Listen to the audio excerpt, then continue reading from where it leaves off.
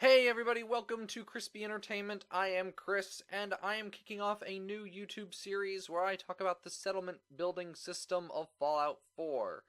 And I'm going to be ranking all the settlements from 0 to 10.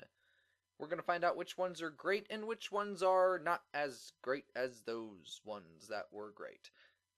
The first settlement is going to be Sanctuary, the very first settlement that you encounter in the game, and serves as a sort of tutorial for the settlement building mechanic in Fallout 4. Our first category is location. The geography of Sanctuary is really nice. There's a road and some houses that make building really easy. It's nice and flat. But there is one thing that is very unfavorable to this settlement, and it is my main problem with Sanctuary, and that is that it is on the very far upper left corner of the map, and it makes it so that it is too far from the rest of the game. Now, I know this isn't a big deal with things like fast travel, but still, I mean, if you're going on survival mode, then this settlement is kind of way out of the way of everything.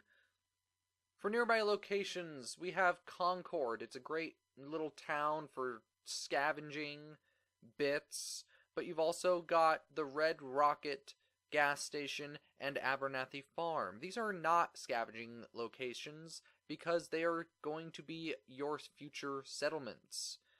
So we've got a handful of settlements all in very close proximity with not a lot of scavenging areas to share between them.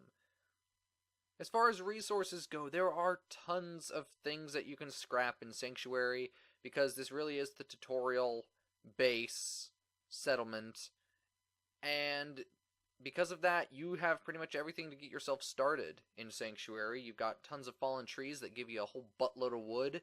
You've got these ruined houses that you can knock down, and they give you a bunch of building materials, and they reveal these nice little platforms that foundation work that you make it easy to build on. Resources are really easy to set up in Sanctuary because you've got a river and a lot of dirt around, so you'll never want for space to put food and water stuff. Our next category is defense. It's really easy to get Sanctuary. You just have to fight off a couple of pesky bugs and then activate the workstation. There is a quest associated with Sanctuary that gives you the Minutemen for settlers. It's not required to activate the settlement. There's not a lot of natural defense in Sanctuary. The spawn points that spawn the raiders are a little bit outside the housing areas, so they're going to come in through the houses. But luckily, there's a lot of space where some well-placed turrets will mow them down before they cause any trouble. For special features to Sanctuary, I have to reiterate that this is the tutorial settlement in Fallout 4, so you really do have everything you need to get yourself started, pretty much. And this is also your pre-war home for Fallout 4, where your character lived before the bombs fell. And that could offer some nice role-playing narratives, if you're into that. So overall, I'm giving Sanctuary a 7 out of 10. It's really great, but it's just too darn far from everything else.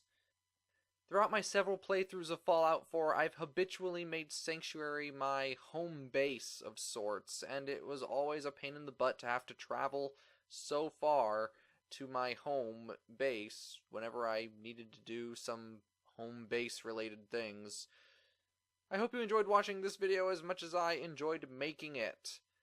I will be making future videos similar to this, talking about the different settlements. And I will see you guys next time. Bye.